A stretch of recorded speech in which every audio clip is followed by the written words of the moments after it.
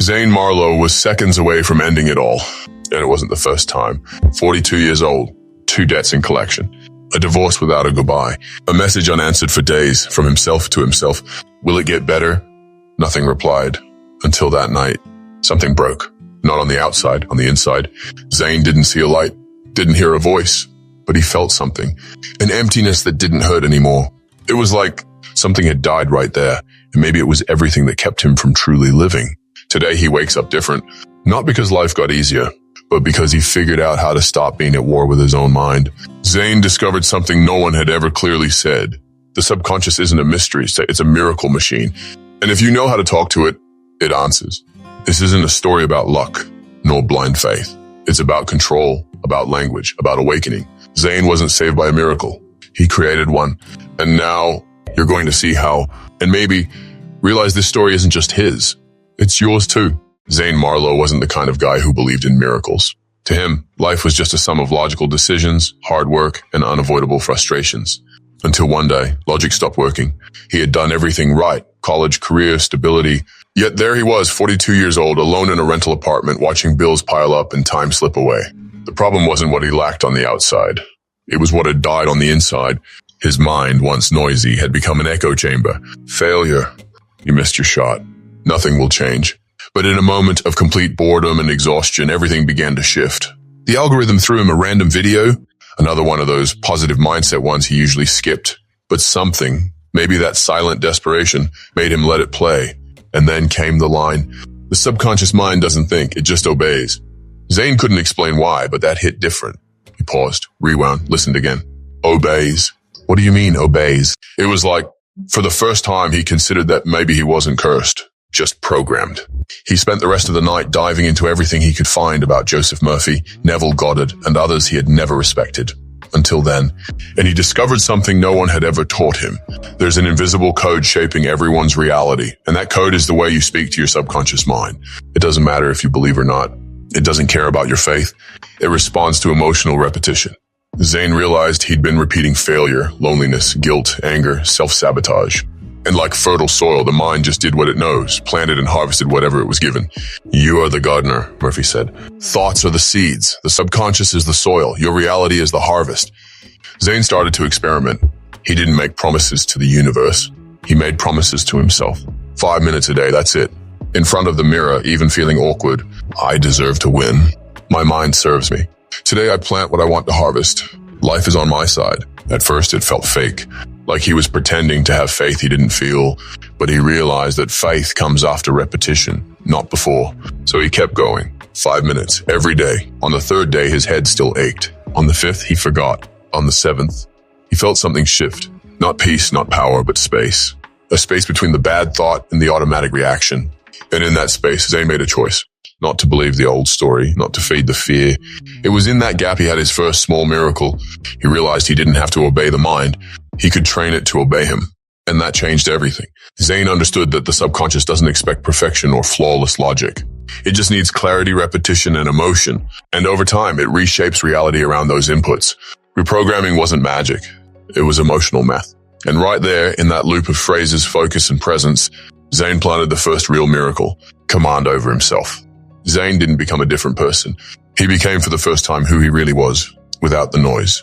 There was no divine light, no supernatural revelation, no applause from the universe. There was a Tuesday, light rain, and a man sitting at the kitchen table with a notebook and a decision. If my mind obeys, then I lead.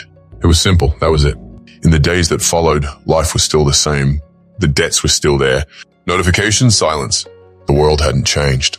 But he had. Zane started waking up 20 minutes earlier. He'd place his hand over his chest, close his eyes, and speak with intention. Today I lead my mind. Today my words are seeds. Everything I declare, my world begins to build.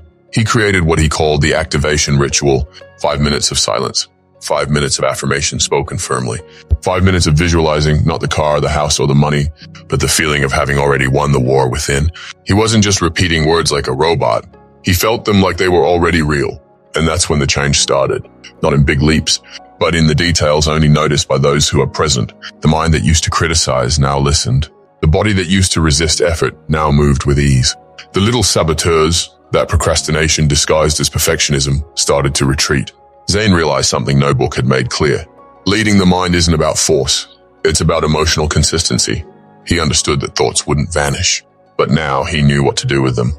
If doubt showed up, he didn't argue. That thought's not mine. I reject it. If fear crept in, he didn't run.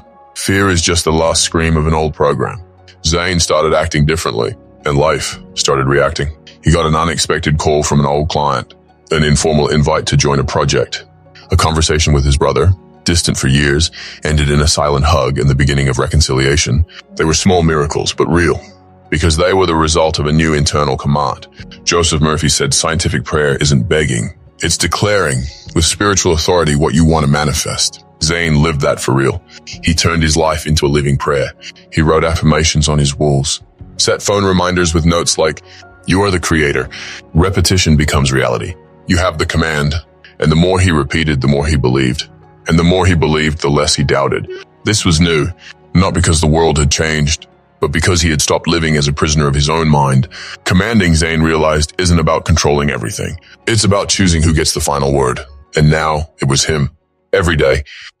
Zane Marlow was never the same again, not because he became enlightened, but because for the first time, he decided not to fall back asleep. Sure, the problems didn't vanish. Life didn't become some untouchable paradise. But he became a man who no longer negotiated with the old version of himself. Every single day, he wakes up with the same decision: to lead, to plant, to align. What once was effort became habit, and what became habit turned into identity. Zane now works with something he truly loves. Not because the perfect job landed in his lap, but because he built so much internal value that the external had no choice but to reflect it. The bills got under control. His health came back. Relationships, little by little, began to heal. But the greatest miracle, and he knows it, happened inside. It was learning how to speak to his own mind like a general leading a silent army, with respect, with clarity, with consistency. He understood what no one really explains. Daily miracles aren't random blessings from the universe. They're automatic responses from a system that only wants to know one thing: who's in charge in there? And now it was him. Zane doesn't live on hype. He lives in awareness. He doesn't ask himself, is this going to work? He asks, what am I planting today? And even on hard days, because they still come, he doesn't stray from his center. He doesn't abandon the process, because he learned that faith isn't the absence of doubt. Faith is planting anyway, even when the sky goes dark. And that's why the miracles keep coming. Small, steady, in the form of the right people, subtle opportunities, intuitions that turn into action, silent replies from life saying, yes, we hear you, keep going. Today, Zane doesn't see himself as an example. He sees himself as a reminder that every human being carries a sleeping genius inside. And the biggest mistake isn't doubting it. It's never calling it by name. The subconscious mind, it's right there, right now, listening, shaping you. And all it wants to know is, what are you saying to me? Zane answers every day, not with shouting, not with promises, with calm, consistent words, with conscious emotions, with aligned decisions. And just that is a miracle, because it's the kind of miracle that repeats. And now the question circles back to you. Are you going to keep being a spectator of what your mind decides? Or are you going to start today commanding your invisible code? Because in the end, this was never just Zane's story. It's yours too, and it's waiting for your command. If this story woke something up in you, it's because something inside you was already ready to change. Now it's on you. Comment below with just one sentence. I'm in command. That's not just a comment. It's your first conscious command and your first step to reprogram everything. Share this video with someone who needs the reminder that miracles are built, not handed out. And if you want to keep going on this journey, hit subscribe and turn on notifications. This channel doesn't speak to your mind. It speaks to your code.